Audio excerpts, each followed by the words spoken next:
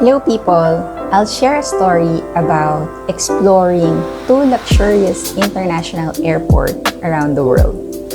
I am so excited because this is the first time that I am traveling round trip alone. And usually, I have one layover with the same airport that I have been in my past travels. And airports are fascinating to explore too, right? Hi, I'm Jelai. If you're new here, I make videos that I can explore my capabilities to challenge myself.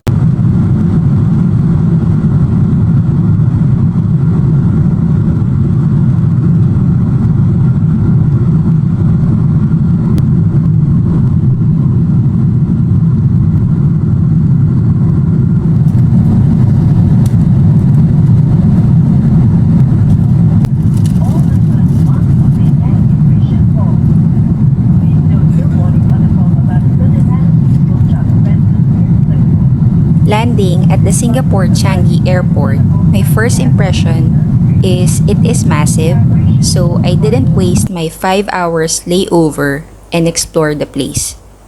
I visit the butterfly garden where they feed the butterflies with real fruits. Then, I wasn't even expecting that the airport would have high-end stores and restaurants. It was like I was in a massive mall. They even give you free hours of internet.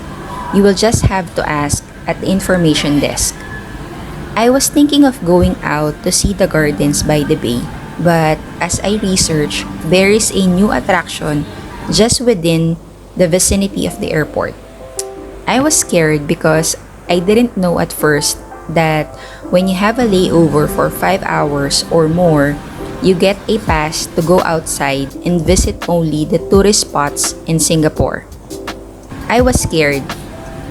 Also because I don't want the immigration to think that I will never come back and just stay and work without visa, since a lot of Filipinos are working in Singapore.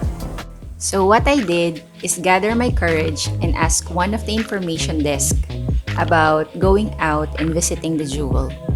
He smiled and asked me to fill out an embarkation card and go to the immigration gate just right across from where they are. And to say that I'm going to visit the jewel, the immigration officer just asked me where I am going. While I'm trying to look smart and tell her that I'm going to visit the jewel waterfall, and I remember to ask a question so I would even look smarter. And I said, "Which way do I go?"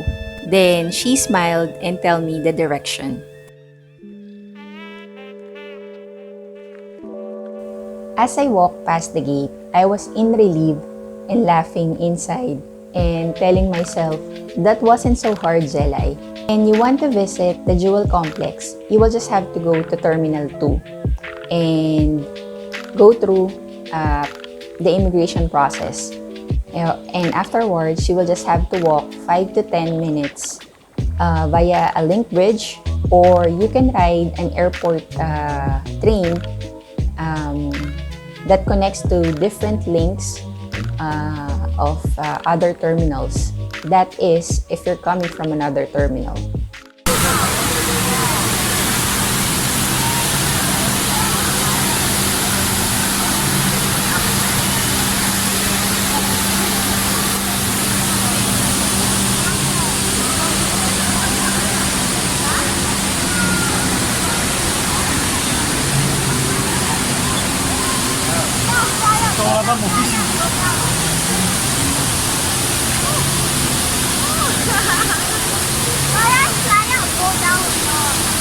When I got to the complex, I was greeted with humid air.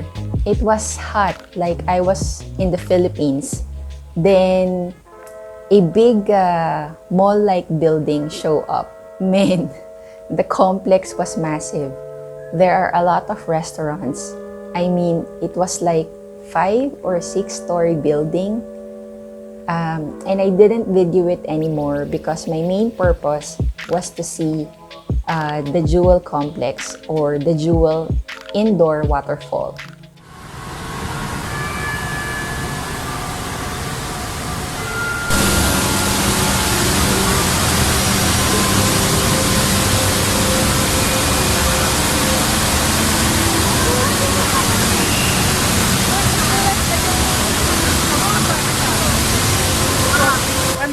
The waterfall was huge. The dome was surrounded with a lot of plants while you feel the mist of water in the air. Enchanting music that echoes and dancing lights that reflect the water of the waterfalls. It was a beauty. You can also get to the other falls, but you would need to use an elevator or escalator to go to the upper part of the building. And then you will see a different or a higher perspective of the Jewel waterfall. The waterfall actually has a light show, like for about 2 minutes, less than or more.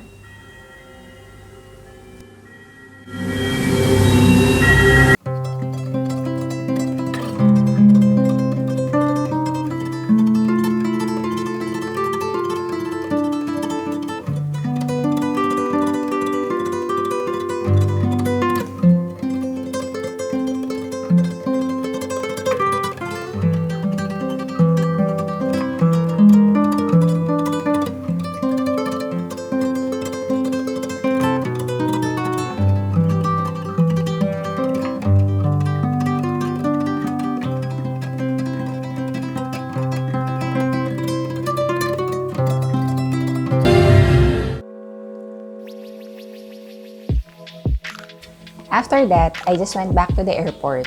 And by the way, if you are there for only a layover, you won't be able to get through the automatic gate. You would have to go to the immigration desk and they're the ones who's going to admit you back in the airport.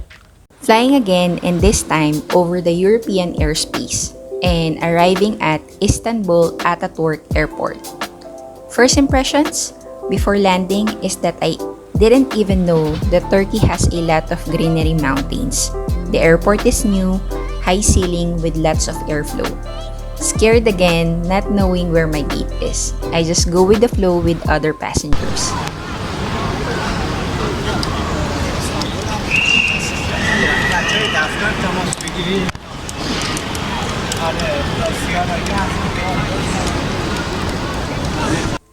When I reached the main hall of the airport, I was greeted with a beautiful view.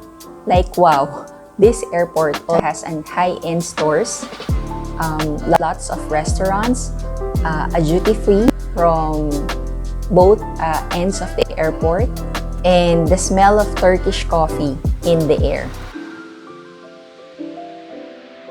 I was hungry, so I exchanged a little money so I can buy food. I choose to eat at the food court where there's a lot of fast food options and it's cheaper. This is located at the second floor, left wing, at the main hall of the airport. And this is the first time that I've tried Popeyes. After that, I went to my gate and waited for my boarding time. The airport is big, but you'll be able to roam around maybe within 30 minutes or an hour. Then the drama came. My flight got delayed for an hour, and when I was about to board, the male attendant who is scanning my boarding pass that I got from Singapore airport is not working. So he asked for my passport, and then they also tried to scan it, but it was also not working. Then he asked me a question that got me a little nervous at the same time. That I was weary because of my long flight from Philippines, Singapore, then Istanbul to Egypt. He asked me, "Why are you nervous?" I never got to answer him and just stare with a blank face. Because as my instinct, I am at the gate with this officer and anything could happen that I won't be able to ride my plane. Then all of a sudden, the other attendant let me through after a call he made. As I was walking away from them to my gate, I felt a hot flush and thank God I got through. I was scared I could get detained and framed. Too much crime movie for me. Sorry. Anyway, that was my experience traveling solo into 4 different airports within 2 days. What an adventure, but at least I'm happy and thankful I get to see different places even if it's just an airport. And I didn't get bored while waiting for my boarding time. Thank you so much for watching, guys, and if you want to see another video, you can click here or here, and I'll see you all in another one. Bye!